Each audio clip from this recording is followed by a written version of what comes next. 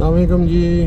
हम इस टाइम मौजूद हैं कनाल रोड पर और देखें लाहौरियों की बहुत बड़ी तादाद जो सी है उन्होंने नहर का रुख कर लिया है।